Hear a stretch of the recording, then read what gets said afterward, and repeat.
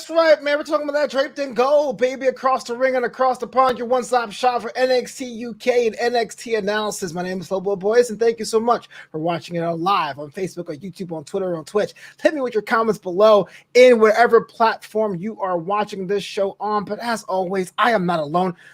Firstly, I'm being joined by the man you see him all over the place, WrestlingInc.com, championship wrestling from Hollywood. Get up for real, Jack Farmer. What's up, man?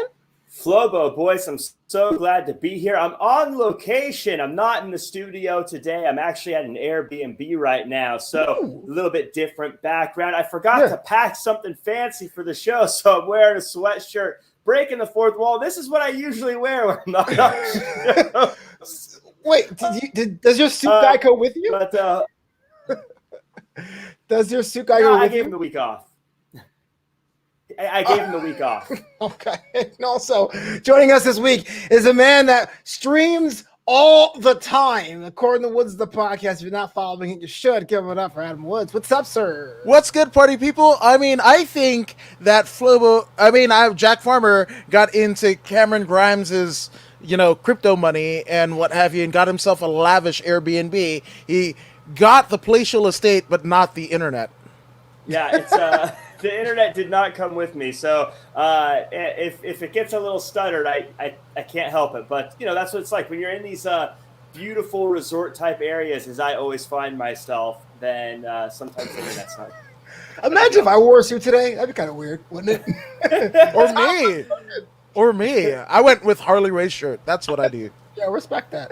Yeah, we're talking about the NXT UK, the Thursday afternoon delight. The main event, Heritage Cup tournament gets on the way. Mark Andrews versus Noam Dar. Noam Dar making sure that Subculture had one of the worst outings in recent memory. I'm going to start with you, Adam Woods. Noam Dar looking pretty vicious tonight. I love Noam Dar. I love the fact that his finish is like a legit move. It's a damn leg lock. I don't even know what this is, where he kisses the damn thing. I dig it. I love that he's gotten away from that Alicia Fox. Ooh, damn. Damn, lamb. But I love that they're showcasing him. They've showcased him with his, his show. I can't remember the name of it. He's a great... Oh, go ahead. Supernova Sessions? Yes, absolutely. He's just great. I like him. I think he would be a top star if he was like a foot taller. But I'm going to say that with a lot of people. Oh, you don't like the Noam Dar, Flobo Boyce? He's not a star. He's a supernova. Oh, yes. He's a pretty big deal now. 11 of them. But where do supernovas fit in the WWE universe, right? Because if it's a superstar, whatever, is he higher than a superstar? Where is it, whatever? Are we the universe, or is it WWE? It's all jumbled. It's all jumbled. Fair enough. Give a shout out to Monge. I mean, Monge has been very active about the recent changes in the personnel NXT and NXT UK. It's unfortunate to see people lose their jobs, but that is the nature of the business. Now, I got to say, if you like some of the superstars or wrestlers now that have been let go, please follow them, support them, buy their merch. That way is they keep themselves relevant so they get more bookings on the line. Jack Farmer, Heritage Cup main event. Mark Andrews was my pick to win, but wasn't to be. What went wrong? Well, you picked Mark Andrews. That's the first thing that went wrong. Noam Dar, come on. How do you bet against the guy who has the #1 talk show in all of the NBC Peacock universe? And that includes a lot of people. Jimmy Fallon? What? Jimmy Fallon, get out of here. It's Noam Dar, who's the #1 talk show host in all of Peacock world. But here's the problem with Noam Dar having such a good talk show is we think so much about that and we forget that this dude is shredded to the bone and knows how to get wins in the Heritage Cup. I wanted to hear them talk more about all the experience he has contending for this title. This is his tournament to win, and he showed us tonight why that's the case. You know what, Lamb? I'm sorry, okay? I just figured that Mark Andrews had been too quick, but apparently wasn't quick enough to stop Noam Dar, Supernova 11. I want to also say, Flobo, and this is directed right at you. The hate, the shame. About this right now, Danny Luna just falling all over herself to try to get to Noam Dar, tripping all over herself trying to talk to him. No, she wasn't. Over at him, and even distracted him. But don't shake your head, and the talent of Noam Dar overcoming and still getting the win. I mean, you know, it's just great work from Noam Dar, but defend Subculture and their just reckless attitudes at ringside. She was just trying to help. Adam, before I kill Jack, we saw the appearance of Tiamat and Rohan Raja watching as Tiamat is on the other side of the bracket. Jack loves it when people come into matches and gets involved. But what do you make of this pairing? Is it something you want to see more of? Are you intrigued, or are you kind of going, eh? I mean, I love the fact that they've grouped up Subculture, but I fear, especially with AEW. I know this is an NXT show, but Damn right it is. Yeah, but they want to group people up, right? So I fear that it's getting there. We just had Subculture and them emerge. Like, and not everybody should be in a faction or what have you, but, you know, in times of destruction finishes or wacky roll-ups, because that's the most dangerous move in pro wrestling, you know, being aligned with somebody is usually, you know, the impetus for that. So with that all being said, if it gets them not featured endeavors by one Nick Khan, I'm for it. What Nick Khan is the biggest heel in the game, apparently, Jack. I want to double back on this, though. Look, everyone acts like Noam Dar is this ne'er-do-well, but he didn't bring Shaw Samuels to ringside with him. No, he got he wanted to. He asked for him. Win. He but wanted then we to. have Subculture. They're bringing Luna to the outside, getting involved, and literally, Mark Andrews tried to take advantage, but no, Noam Dar, he's smart. He's quick on his feet, able to reverse it and get that win with that brutal look in Insecurity. Just an amazing move from him, and I think we need to be singing his praises. Get Adele in here. She needs to sing the praises. We need people with some good pipes to sing his praises. He wins a match. Wait, no, I will not. I refuse. And now I've said that he's probably going to win the whole damn thing. Sorry, y'all, because I pick him wrong. To me, the match was solid. I'm not going to say I have Heritage Cup fatigue necessarily. Please don't jump down my throat. But I do think the strategy of going for the early submission is a part of that thing I've seen a bit often. Am I just being one of those wrestling fans who just can't be pleased? Yes. Okay, moving on. Other side on the show today, Flash Morgan Webster of Subculture had a match against, I hate you both, against Wolfgang. Gallus boys were on top. Again, I was a bit surprised. I picked Wolfgang. I'm a Wolfgang guy, always have been, but I really thought Flash Morgan Webster would have showed some cheekiness of slapping him across the face last week. Jack Farmer, you're shaking your head no. What happened? First off, are you Wolfgang gang over even Mark Coffey? Because those two have been trying to. Wolfgang's my guy. You're Wolfgang gang. Gang. Yeah, absolutely. Gang. I actually really love this. I love the match. I loved that Flash Morgan Webster had some gumption to slap him right in the face last week. But this is the one thing I didn't like about this, Flobo, and it was.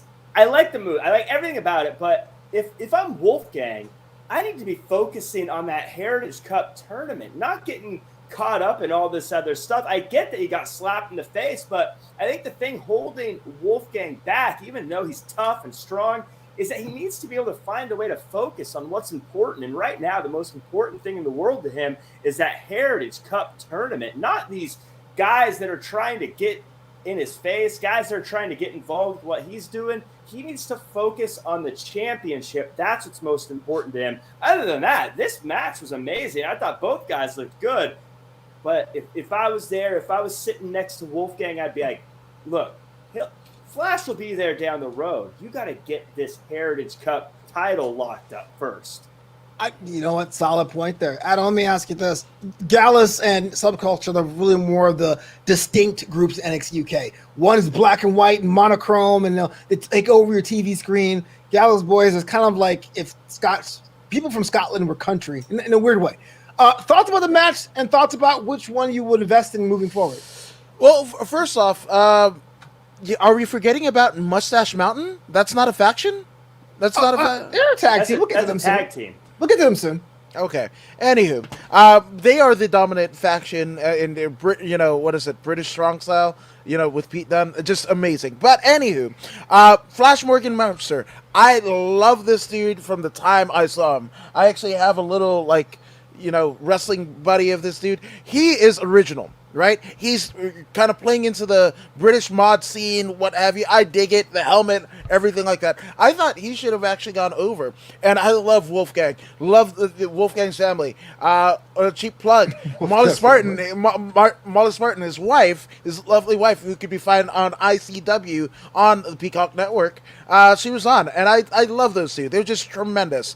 So with that all being said, I still think that the guy is Flash Morgan Webster. I think he's entertaining. His gimmick. This is somebody. If you saw walking just somewhere, he looks like a star. He looks like he kind of gets that pop culture lexicon. Like, what is that? And every time, what's up? But anytime a particular scene becomes relevant again. It is. Bell Bottoms comes back, and now we're in the era of like the bubblegum pop of the 2000s in the 2021s, right? Flash Morgan Webster is kind of purveying all of that. I love Flash Morgan Webster. I think that character nuance that he turned on, like Undertaker did, from going from fucking 1800s Taker to like Phantom of the Opera Taker. I'm probably missing a Taker incarnation, but Flash Morgan Webster, right, yes, but Flash Morgan Webster with subculture, just adding another dynamic, and it's a great dynamic. I love his character progression. I love his moveset because it plays into his character, much like Daniel Bryan and the eco-friendly world champion. I love that when it's meshing with their character. It's who they are. So, a great match. Love both of these guys, but Flash Morgan Webster, in terms of who I'm looking at, that is a star. So, Jack, Adam Wood just said... I gotta jump in real quick, Flobo, because you glossed over the most important thing about this match, and that is your impression of Gallus's intro music. The "Hey girl." We gotta hear your rendition. Hey Macarena. Yes, if Wolfgang does this, us boys on top. Yeah. He already has the bucket hat with the ponytail sticking through. So we are in 1997. What is going on? Get your lollipops and streamers. You get your lollipops and streamers. Not only is that song dope, the Mega Ran version is dope. If you haven't checked that already, rap wrestling. Okay, Wrestling Flow, excuse me.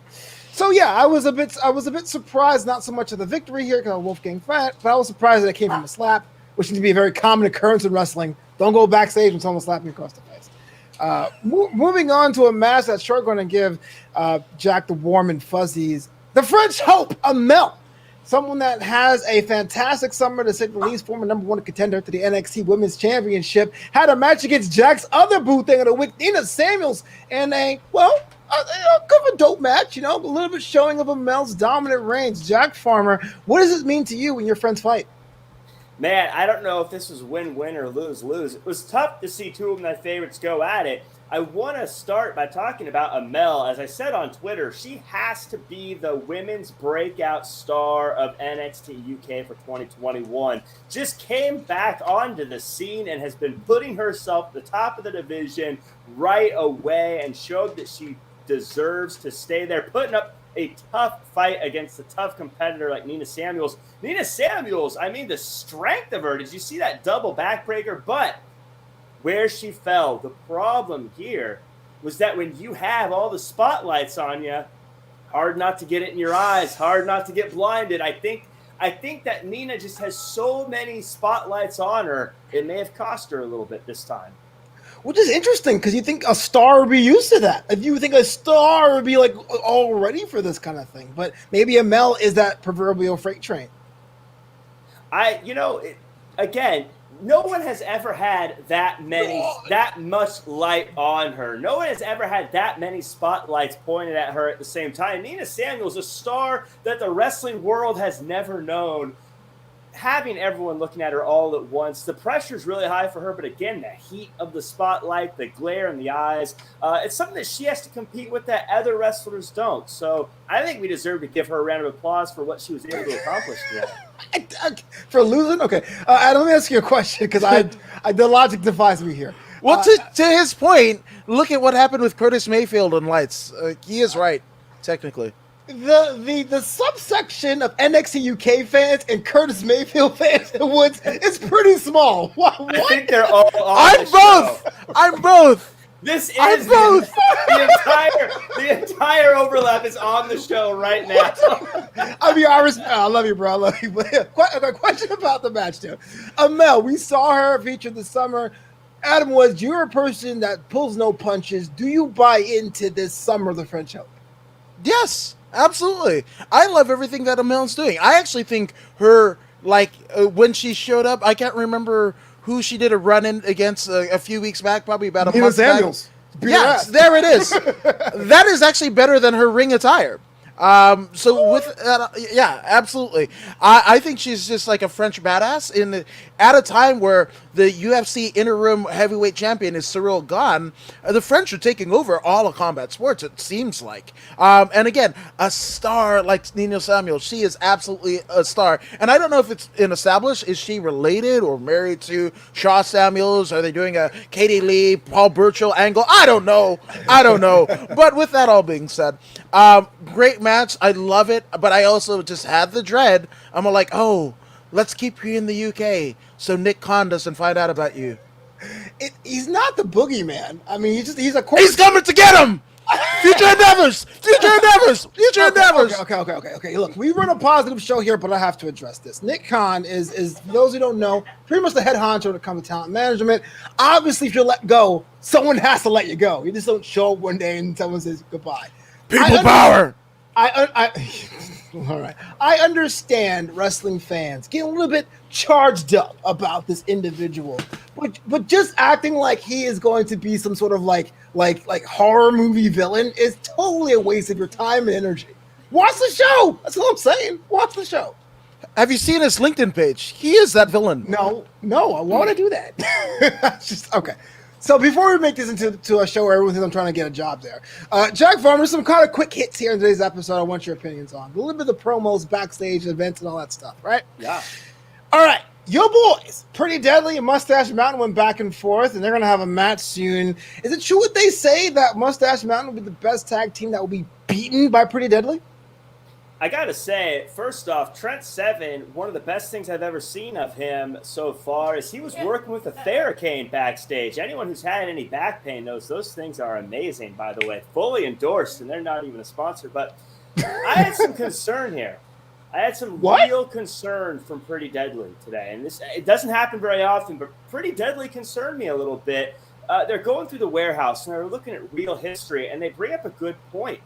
As the best tag team in the history of NXT UK, they are going to have history, and there are going to be statues carved of them. But I was looking at them, and last I checked, Michelangelo's not alive anymore. I just don't know if anyone has the talent to truly capture what those two look like carving stone. It worries me that they're going to have some bust of them made for history, and it's not going to live up to the real thing. I think it's a very, very troubling situation for us to be in right now.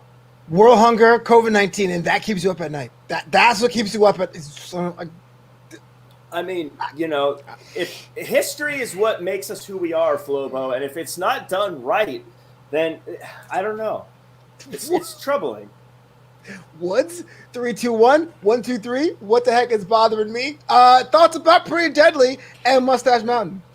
They're not the most prolific tag team in NXT UK history. I think that distinction goes to one Mustache Mountain. Trent Seven, Tyler Bate are amazing. They're just amazing. What they do in the ring, again, anytime I want wrestling, I'm firing up a previous incarnation, British strong style, or Mustache Mountain match, or promo or whatever. That is what I like in wrestling. So with that all being said, Pretty Deadly is pretty damn good. But I always want to go like Girl You Know It's True and skip it a little bit.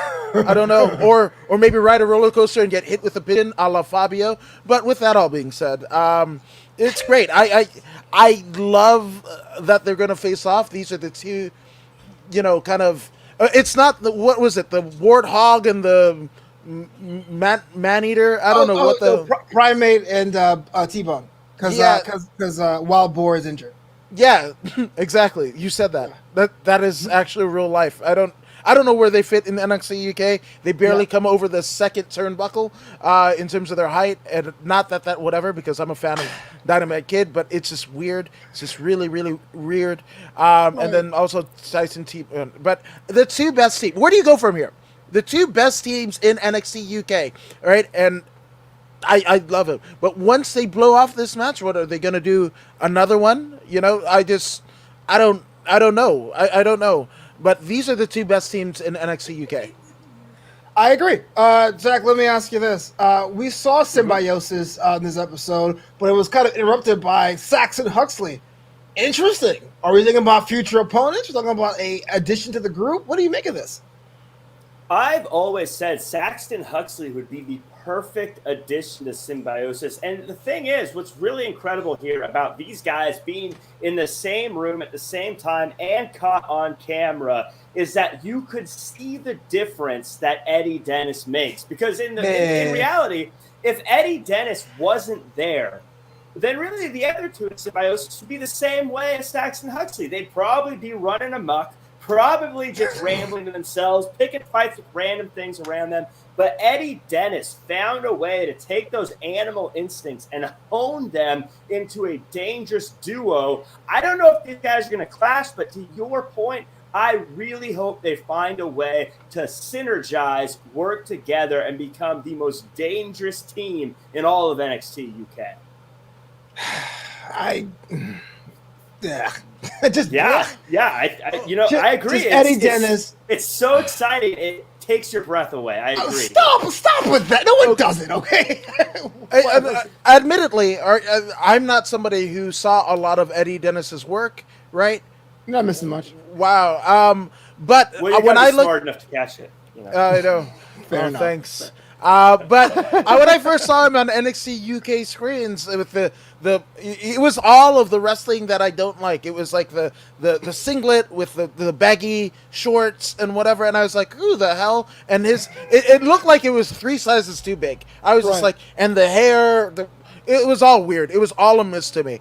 But he is one of the breakout stars. He's one of the breakout stars. And if you ask anybody on the UK scene, all right, through Scotland, through England, through Ireland, or whatever, Eddie Dennis is essentially, much like a lot of those guys, like Ospreay and what have you. He's one of the cornerstones of training this next group of people. So I didn't see anything in Dennis. Symbiosis made me see something, and Eddie Dennis is a damn star. Yeah. In 2 weeks, Jenny Valkyrie to Jack Farmer. This one is no disqualification, but Joe Connors is locked in a cage, which I would say was interesting to me. That was the first time I saw Jenny get actually upset. Like, how dare you put my friend in that box? Jack, I know you're mad about this. Holler at me. Yeah, Jenny, again, as I say, week in and week out, she's a fashionista. She's not just some random person. And to see someone that she works with, one of her proteges, put in a cage at ringside like some stripper, is just ridiculous to me.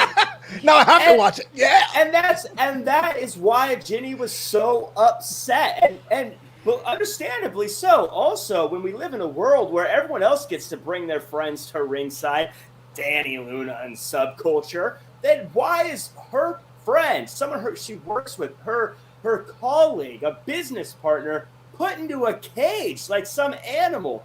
She should be angry. Joseph Connors should be angry. And if it was me, I would be filing a lawsuit for the way they're being treated right now. It is completely reprehensible.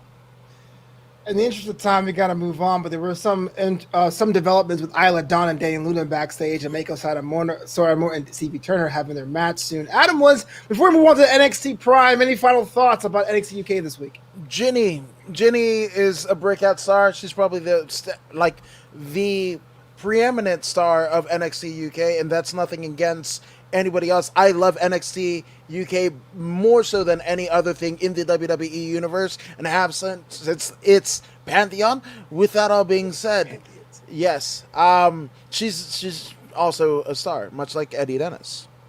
Fair enough.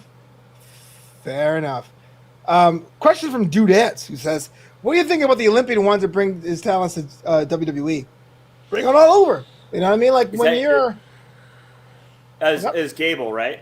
Is that his name? Gable Stevenson? Oh yes. Yeah. It's like if you want to try your hand at the highest level of wrestling, despite the fact that it's predetermined, why not? Why not go for it? Well, here's the thing: everybody's talking about Gable Stevenson, and he is not even the first Olympic wrestler to kind of say on NBC TV, Peacock Network, that he wanted to give a shot. He has that meat, though, man. The gal, Sean Stasiak? Wait, has there been another Olympic gold medalist in pro wrestling before? No, I don't think so. Can't think of it. No, but the gal who won the Olympic gold medal the week before, she said it, and nobody. It was like a fart in church. My goodness, which I do often. I'm sorry. Do you go too far? Yes, I do. Don't sit next to Woods at church, ladies. Nope. Saturday night. Okie dogs. Like Okay, literally, yeah, 10 points. Lord help us. Yes. Let's talk about our main event, man. Ilya Dragunov, Pete Dunne, a very NXT UK main event. The baddest man on NXT. Pete Dunne got the win, but Walter was there for a distraction. A lot of words have been said about this, about having a title match on NXT, having Walter stateside, having Pete Dunne be the guy that faced Dragunov. Did it work? Did it slap for you, Woods? Did it really bring home this feud to stateside on Tuesday nights? Absolutely. This is exactly what you do. Now, it is bittersweet to me because the fact that, everybody in NXT UK with Nick Khan running rampant are dead in the water because you have arguably NXT UK's biggest stars, not named Eddie Dennis, Mustache Mountain, and Ginny, right? But with that all being said, it's just like they're over there. Like it's buying. What is it? Buying the milk and not the cow? This is it. You've got two of the biggest stars, actually three, in Pete Dunne. You see what we've done with Pete Dunne. He doesn't even go back to NXT UK. It's just here, right? So if Nick Khan is just like, oh, I don't like the UK. I don't like fish and chips. I don't like Guinness or any of the whatever. He's just going to write it off and just like everybody future endeavored by next week. Honestly, NXT TakeOver 36, I'm just like the day after, whatever day that is, I wouldn't be surprised. WWE has come to the release or has closed NXT UK. So what's the underlying problem? Because you derailed my show 3 times with this. Sorry. What's the problem, Adam Woods? Is the fact that you watch a show every week and we go, I can't get invested in these characters because they may lose your job? Or is it because this individual has the pen to do it and we say, oh, he's a bad guy? What really is the issue here? The issue is NXT UK is wrestling. Even NXT, the main show, is wrestling. They don't want wrestling, right? They want people like Roman Reigns, right? And if you don't look like Roman Reigns, you got to acknowledge him though. No, never, ever. But with that all being said, I'm so frightened for the NXT UK roster. I'm threatened. Johnny Damn Saint is finally on WWE TV as the general manager for NXT UK. And again, that he can be written off. Walter, right? If they can fire Samoa Joe, guess what? Samoa Joe is the archetype that Walter is kind of born from, right? So it's just, I got no faith in the WWE kind of boardroom that they're going to they like the wrestling that I like. And I said wrestling, not sports entertainment. There's wrestlers over there in NXT UK. And then you took the best wrestlers in Ilya Dragunov, Walter, Imperium, Pete Dunne, right? Jordan Devlin, they were setting the world on fire in NXT. And again, what does that leave NXT UK? It frightens me. That's all I'm saying. And I'm just going to be watching the Peacock Network for Punky Brewster reboots rather than WWE. I mean, Punky Brewster's only Moon Fry, his boot thing. I got you. No, I understand that. I just feel like there's a lot of written stuff and not Twitter chatter about it. It's good to see a fresh perspective on it. But Jack Farm, before I got to move on to the rest of the card tonight, thoughts about the main event tonight on Tuesday? Well, I thought the main event was great. I thought it made sense to have that match booked because it's two guys that, they have a little bit of familiarity. So if this is going to be introducing Dragunov to the American audience, a great way to do it. That said, I was watching this. I gave it a little different eye than I think a lot of other people. I've seen Walter Dragunov won, and I had certain worries about Dragunov going into that with him being a little too emotional, acting a little too rationally. Yeah. And I watched this match, and I see now he's got fans around him again. Now he's got people cheering. Now he's got Pete Dunne out here. And I worry that it's just going to be the same thing where he gets too much in his head. He gets too worked up. He gets too emotional. And he lets that dictate the kind of match he's going to have. And if that happens, then this is Walter's match to win. And I think we're going to see him retain at TakeOver yet again, because for as good as Dragunov is, and as much as that emotion helps him at times, I think that might be the undoing. The fans might be the undoing of Dragunov when he gets his second shot at the title. Not fake Vegas odds have the chop count at 29.5, over or under? 29.5. That's from both men. Correct. In total. I go over. Ooh! Clip it out, folks. Jack's going over. Yeah. Wow. Yeah. Yeah, Gonna be some red chests at TakeOver. And backs, probably. Oh, yeah. Backs, faces, all kinds of things. Thighs, thigh guys. Yeah. Moving on from the main event to the match that should have been the main event. That's right, I said it. Dakota Kai had a match with the previously undefeated Sarai. And frankly, I was a little bit surprised that Dakota Kai win. I know Jackson be like, don't be surprised. It's Dakota Kai. I'm just saying, a winning streak in wrestling is something to write home about, right, Goldberg fan? But let me ask Woods first. Thoughts about the match, Dakota Kai versus Sarai, and of course, the impending match between Dakota and Raquel Gonzalez at TakeOver. This, again, women's wrestling, bar none. It's not even women's wrestling. It's just women that just happen to be women wrestling. This is great. This is the stuff I love. I mean, frankly, I would love for it to happen over in NXT UK, but that's here nor there. Great match. I think Raquel Gonzalez almost pulled a Sid at WrestleMania 6 where she was too late because I think she meant to, basically obscure the finish and whatever and missed her time cue and whatever. Or was it Sid? No, it was Papa Shango. That's what it was. Where's George Hermoso when you need him? But yeah, it was... That's it. I love this match. And you talk about undefeated streaks. Well, what is Sarai other than if you watch her Josie stuff on YouTube or whatever streaming service that she was, whatever promotion she was a part of beforehand, right? Dakota Kai, we know she's like an onion. She's got layers and what have you. So of course she gets the win. She snaps the undefeated streak, because she needs momentum to face her former compatriot in Raquel Gonzalez, the reigning and defending NXT Women's Champion. Fair enough. I just like the pose or whatever. Jack, were you surprised about the result here? Yes and no. Sarai, she's been undefeated. And whenever I always say when someone's undefeated, you got to assume they're going to win because they win every other time. But Dakota Kai this week showed she's always been clever. She's always been dangerous. She's always been talented.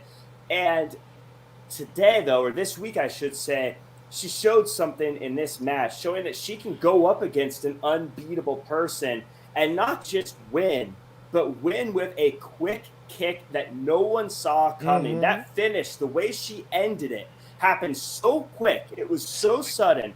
And right now, Raquel Gonzalez, anyone who's watched this show, I've said every time Raquel Gonzalez is in the ring, it's her match to win. She's unbeatable. You can't stop her. But when a finish can come that quick and happen that sudden, I think even Raquel Gonzalez may find herself in a very difficult spot. And it would not surprise me if Dakota Kai is the one to take the title from Raquel Gonzalez. Wow. Draped and Gold, learn more at drapedandgold.com. I got to move on. This is a question for you, Adam. We had a bit of a promo, a stare down. William Regal's in the background. Kyle O'Reilly versus Adam Cole. Stipulations abound. Best of 3 falls matchup. First fall is going to be a straight up match. Second fall is going to be a street fight. And the third fall, if necessary, will be Regal's choice, which is a steel cage. I'm all bearing the lead, Mr. Woods. The real question is, how the hell did Kyle O'Reilly get destroyed on the microphone like he did Tuesday night? Talk to me. It was almost like John Cena kind of acknowledging the bumblefudding that Roman Reigns' tongue went through when they had their deal years ago. So, yeah, I get it. It was a one-upsmanship, 100%. I actually thought that third stipulation coming from Regal's mouth would have been a loser leaves town match because, again, Ooh. Nick Khan. Right. So I'm with you. Some people are saying the loser of the match won't be around after, but those are just rumors. But you can even attest, right? Regardless of who wins, in this, this grudge match between O'Reilly and Cole, well, you're gonna get a standing ovation for one Adam Cole. Like, one way or another. It doesn't have to be a dirt sheet or whatever, or he could even stay. It might be his graduation to the main roster. Oh, my God, the main roster. But, yeah, so... let me jump in there. Let me stop. Go for it. So you're a talent, and you don't want to get released. That's bad. We've said Nick Khan is bad. Whether or not you agree or not, I don't really have an opinion. But being on an NXT superstar, your chance of not having a job. But then going to the main roster is bad too. So what am I supposed to do if I'm in the WWE system? Just phone it in every week? Just not approve? Get you a Nakamura contract that's main roster money for NXT and do what Samoa Joe and Finn Balor are doing now. Not everyone can be Finn Balor, Samoa Joe, or Nakamura. I agree, but that's it. Or you do just be Samoa Joe. That's all you got to do. That's all you got to do. But even Samoa Joe wasn't impervious to this whole Nick Khan-mania. All I'm saying is go ahead and set up your Twitches now, set up your pro wrestling tees under a different name. Just do that now. And in almost Al Snow fashion, he talked about how a wrestler could never be truly fired, right? Because it's just a platform that you're away from. But as long as you have a platform, and it's never been easier to have a platform and a presence, well, then you can never be fired. Look at what's going on with Matt Cardona and GCW and all that, whatever. The babyface to heel heat. It's great. So that's what you want. You want that NXT rub so people know who you are. So when you show up at PWG in 90 days, you're paying top dollar. Well, nada. If I could say, with all this stuff, it's first and foremost, like, people losing their jobs is terribly sad, regardless of the reason, regardless of the who, what, where, when, why. It's always sad, and especially when you work in an industry where it is so niche like pro wrestling. And the hope is obviously everyone's able to land on their feet. That said, if you are a fan of someone and you don't want them to get cut, what I would recommend is support them now. Give them their flowers now. When I say support, I'm not saying tweet about them, but buy their merchandise. Go to the shows. Do the things to show the company you are supporting them. Don't just say, gee whiz, I hope that person that's not on TV gets on TV.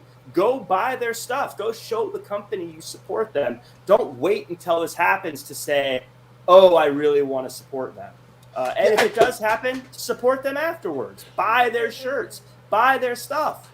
That's how you do it. That's what you should be doing. I agree with everything Jack said with an asterisk. Look at... I'm the only one to get asterisks on the show. That's my gift. Zack Ryder, now Matt Cardona, we were doing that for 12 years, right? Since the True Z Long Island story, we wanted him in a prominent spot. And what did we get? No, but here's the thing. Here's the difference. Wyndham Rotunda. Shinsuke Nakamura. So this is what I'm talking about. There is a different kind of support of Twitter's. Okay, now you get me heated. You get me heated. Get me heated. Woods. There is a chatter with supporting with just your mouth. That is the tweets. That is saying, I don't watch this company. I watch this company. Look at the companies I watch. But I can tell you, when Zack Ryder was on Z2 Hollywood Story, this first 3 years, he only had one shirt because that's the only shirt people bought. No one bought the merch. The merch, the money, the programs, the events. That is the difference. So we can sit here and talk about Shinsuke Nakamura, and we can sing his theme song till it's all said and done. But when it comes to that counter at live events, his stuff is not featured. That is something we think about. Not us on the coast, not us 30-year wrestling fans. It's those families who go out from Wilkes Barre, PA, and Worcester, Massachusetts' shows. Those are the ones that really chooses and help shape the company roster.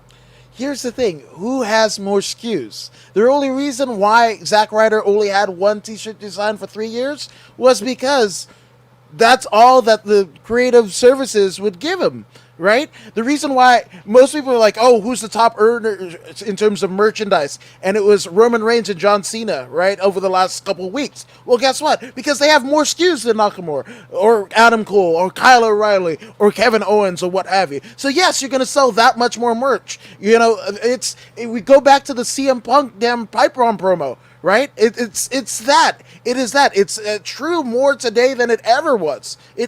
So it's the machine. It's the cog in the wheel, and all of these. I don't even know why people want to be on the WWE roster. And especially now top more. flight. Yeah. Wait, aren't they in AEW? No. Look, AEW is a fantastic company, and they've done so much. And I've never seen a company grow that fast in that short of time. But there's still 4 years of a brand. I mean, it will change over time. There will be kids watching AEW today saying, when I grow up, I want to be an AEW wrestler. Sure. But you're talking about like the brand with name recognition. I do wrestling, real or like WWE. That has to change. Jerry Seinfeld is no one's favorite comedian, but when someone makes an impression of a comedian, it's what's the deal with? Because that's the icon of the brand. But continue. Yeah, I don't know. It's just, I've seen so many. Again, it's just so hypocrisy, right? You do the be a star, but then you do Piggy James and Natalia farts and what have you. It's just, I'm almost. It's kind of, it makes.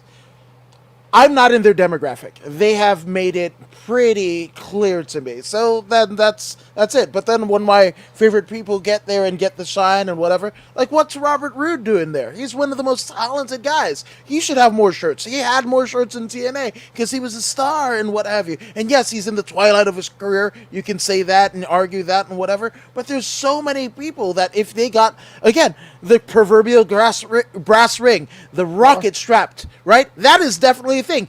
Roman Reigns, they try to get over for damn 10 years, and it's just now.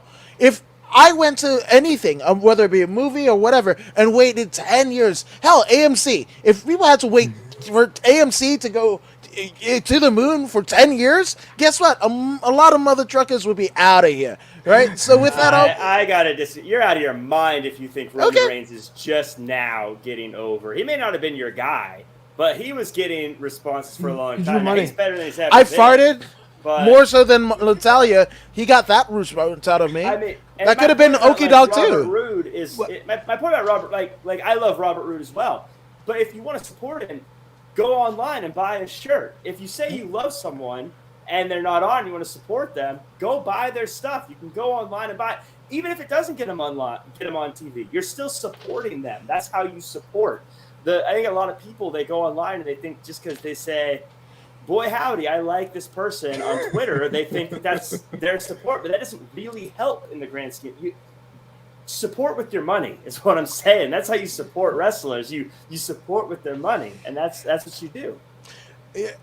And I also want to destroy that narrative. If you're at a certain level of WWE and you do have a bit of merch, the Usos' first shirt, right? I thought I was buying it. It was the one when they had the painted face and it was like a face-off or whatever. I bought that shirt thinking that I was supporting the Usos when I still did like the Usos. I don't anymore. I thought it was... I literally thought I was supporting him, and all of that goes back to creative services. So you have to be a certain level for you to even get the residual. So you're not doing it. Is it moving the needle? Did they get a second shirt? Yeah, that's where everything happened. But again, you've got to support them. If you're in Peoria, do you know about all this? Like, no. Like, we're kind of insiders. I gotta move on. Let's talk about the breakout tournament because we got 15 minutes left in the show. Odyssey Jones and Trey Baxter had a bit of a classic, but it was kind of a one-sided affair. Odyssey Jones gets the win here. And let me start with you, Adam Woods, talking about stars and building stars. Is this how you do it or not? Tell me why. It is how you do it. It's not the guy. I like Odyssey Jones when he was Bronson Reed, Jonah Rock, and I like the other guy's gear. Even though he looked like a MSK clone, or whatever. Yeah, so it's here nor there, but the WWE has it. Like Willie Mack wasn't there, got released, and then they hire Samoa Joe. They fill archetypes. So again, Bronson Reed, Future Endeavored. You got Odyssey Jones, and who almost did the thing, aside from almost like he did a weird Randy Orton Ozone whatever, but he almost did the damn Bronson Reed. He almost went to the ropes. So yes, this is how you build the stars. I think it's scorched earth in terms of what they have to kind of pick and pillage from. Fair enough, Jack. I thought this was a strong showing from Odyssey Jones. I think that he did everything he was supposed to do. Trey Baxter, I was hoping we'd see a little bit more from him. Hoping we'd see a little bit more offense out of him. But I think when you got someone as big and powerful and fast as Odyssey Jones, it's hard to get your stuff in. I think that this tournament, I'm a big fan of tournaments. So I think this is a great way to build up new stars. We look at last year's breakout tournament, almost every single one of them went on to do big things within the company over the past year. So I think it's a great thing. I think it's a great way to get people to that next level. And right now, I think everyone's looking at Odyssey Jones. I think everyone's looking at Duke. I think everyone's looking at Carmelo. Those are the three left, right? Carmelo Hayes, yeah. Yeah. I think everyone's looking at those three right now. And I think whoever wins is going to get a good opportunity to do some big things. And I think even the guys that make it to the Final Four are going to do big things. Yep, that's the one. Those Final Four as it rolls on. Speaking of rolling on, Adrian Trace, a man that was eliminated in the tournament, had a match against LA Knight, but the match itself is pretty much inconsequential. It's more about the stipulation at TakeOver. There's going to be Ted DiBiase as a butler on the line. Jack, what?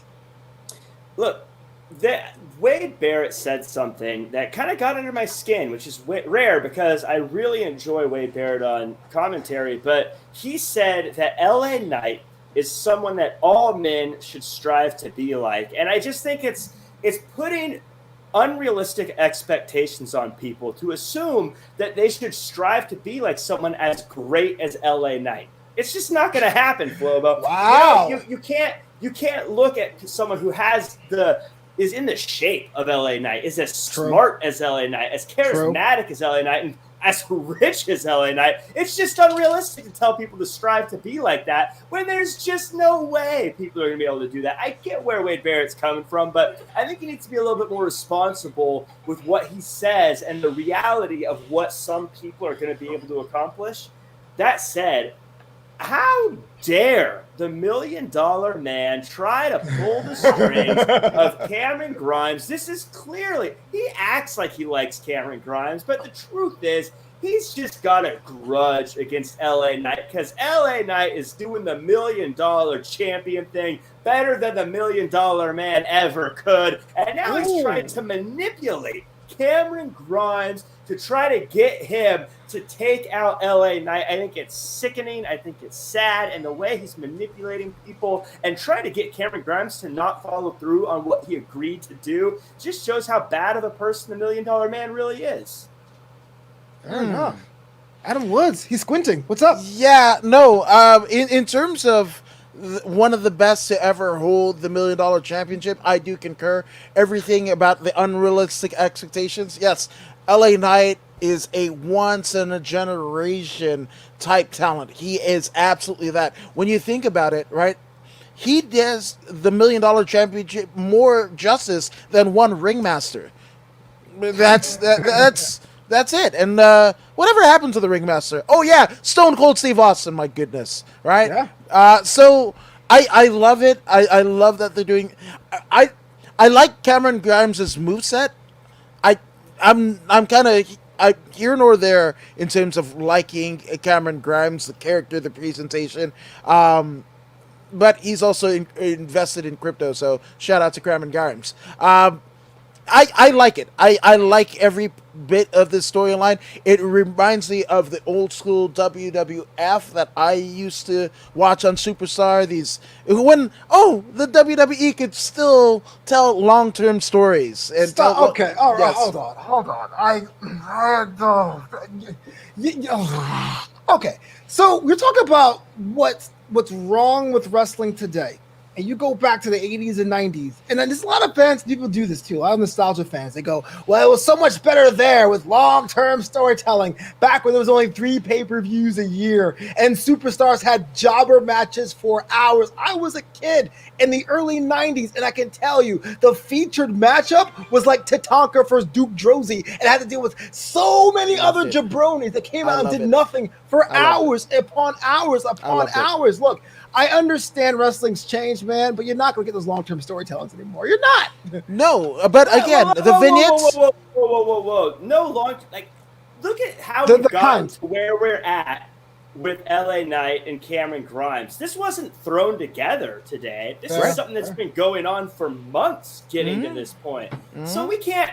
I get the point, but this is not the time to bring up that point. This is being executed flawlessly. No, I agree 100%. And again, the WWE has done long-term storytelling with Roman Reigns, but he's not the guy.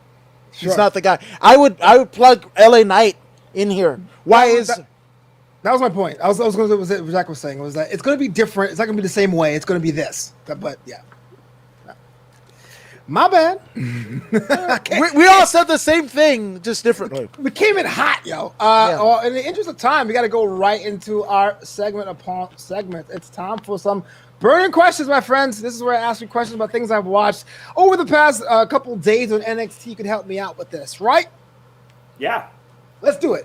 Boa had a good showing here with part of Tian Shaw against Drake Maverick, but there was no Xia Li. He was saying, quote, disobedience was not tolerated. Adam Woods, thoughts about this? I love Tian Shaw. It's spooky. It's weird. It's, her kind of getting into the face. Oh, Tian Shaw is the name of the faction, not so much. Right. So, whoever is in the chair. Yeah. What Jack said when she got into the face of Mercedes Martinez, I was just like, oh, stuff is gonna go down. I love it. I love Boa, even though he kind of botched his entrance, like he did the kick and he almost fell over, and also like the kick finish, he kind of botched that as well. But he's coming along. He was one of the ones that were with like the Chinese Dusty Rhodes. It was like that whole China class and what have you. Right. So he's coming along. He's not. I think he was a gymnast before. And and then he's being taught from the ground up. So I don't mind it. I still don't even know who, again, what Jack Farmer says the clothed masked figure is. I don't know who it is. Is it somebody that we've heard before? Whatever. It's just that type of mystery. I love. The fact that there isn't any dirt sheets. There isn't anybody reporting. And again, the presentation, Xia Li, we already saw. I thought Xia Li, even going from the Mae Young Classic was almost like how Naomi was, right? Right. A lot of talent. There's a lot there. She just needed to get the brass tacks of pro wrestling. So I still feel that way about her now. I love that faction. Guess what, Drake Maverick? You cried to get back your job, and 10 points for you for doing it, but you're getting job to Boa. I will cry for a job. Why not? Please, Yeah. Jack Farmer, moving on. Dexter and Indy went on their first date. What the hell were they doing before? How was it, in your opinion? this was an absolute nightmare. I think that Johnny Gargano and Candice LeRae just being great role models here, trying to protect Indy Hartwell from this goon of a guy. What do they talk about? Nothing. He doesn't talk. He's just a weirdo. I hope that after this, Indy finally realizes that this was a weird situation. He's just a creepo, and she can go back to being a part of the Gargano family and hopefully find where Austin Theory is. Naked in the woods? That's ridiculous. I hope that they can refocus as a family and move on beyond this Dexter Loomis stuff. The guy's a creep. Yeah, I'm kind of tired of it too myself, and I don't like Loomis. I like Loomis. It's just like here's my problem with it, and it is long-term storytelling, right? They have to make a decision. So last week, and I'm just not the whole point of burning questions, but last week they had the match where it was basically reneged right there, right? They had the match, Loomis lost, and they still are together. And it's like, well, are they in love? Are they going to go forward? Are they going to do something else? Is it going to be the proverbial wedding marriage? Is it going to end? Like, what is the end result here? So. Yeah, because they've already had the match blow off.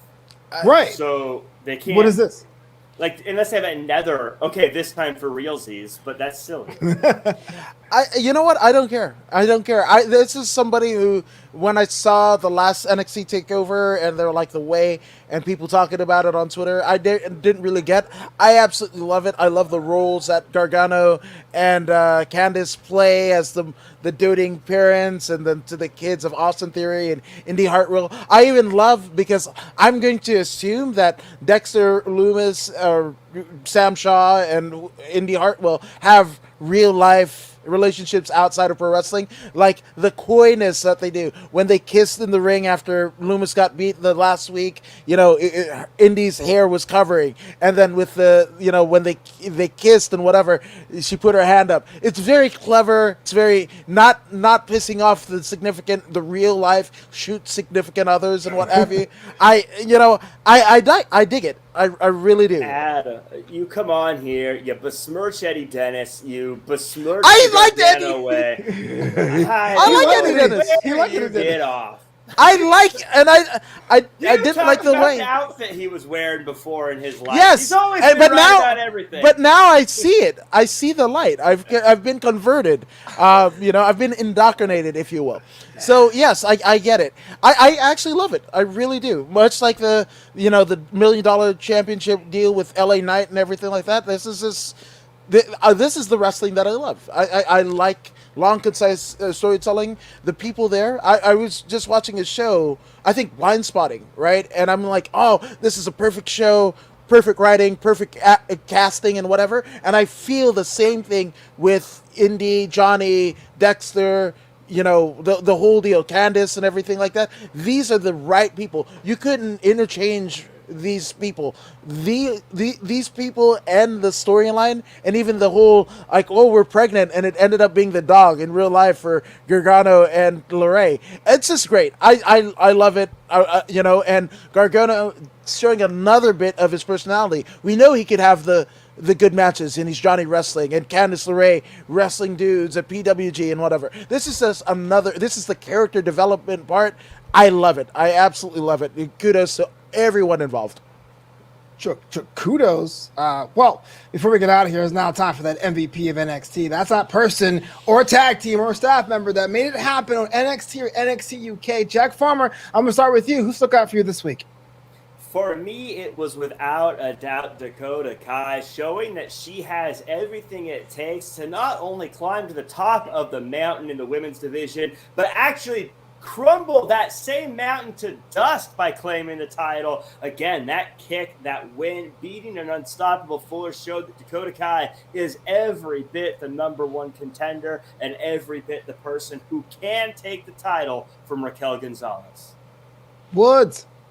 Yo, everyone, I like what Jack said. Yes, Dakota Kai, 100%, but you got to give credit where credit's due to the main event at Dragunov and DUnne. You got to give the main event to the NXT UK, series. There's a lot of talent there. Again, I hope they don't get Nick Khan, but this is a great time now. Yes, absolutely. I'm gonna make a shirt. Damn it! I Like, hey, man, Nick, what's your job? I just fire people. But what's your real job? I don't know. It's not. You know what? This is it. It's never going to be future endeavors again. It's like you got conned. Oh, I get it. Totally. But there's another con in Jackson. Okay. So anyway, I had a bit of a weird runner-up. I was going to give it to Gigi Dolan because it was the first win. She's definitely coming into her own, the former Priscilla Kelly. But no, ultimately it has to be Dakota Kai. And like I said before going into this, the match with Sarai should have been the main event. I saw that in the NXT matchup screen. Number one contender, undefeated opponent. Who was going to give? It was kind of rushed and thought it was thrown out there, but the match itself was hard hitting. It was fast. It was quick. It was something I really wanted to see, and I wanted to give it to Sarai, but she didn't win the match, so I'm going to give it to Dakota Kai as well. Yeah. About time to get rolling here, my friends. Jack Farmer. If the world want to find you, stalk you online, how to go about doing that? The best way to do it is follow me on social media at RealJackFarmer across all social media. That way you can find out what I'm doing with Championship Wrestling, with Santino Brothers, with the Evolution of Movie, with Anytime Radio, all the other stuff that's happening at RealJackFarmer is the way to go. Yeah, Adam Woods. According to Woods, podcast, Facebook, YouTube, Twitch. According to Woods on all the social medias. When I'm not podcasting, it's dad memes and people getting themselves hurt. So, yeah, combat sports. Yeah, absolutely. It's kind of dope mix, actually. Yeah. Draped and Gold. Learn more at drapedandgold.com. It's Flobo Boyce. You can follow me at flowbeatso.com or learn more about the shows that I host at newamsterdam.com, KNEW, Amsterdam.com. But until next Thursday, Jack Farmer, say the words. Do your best and be yourself.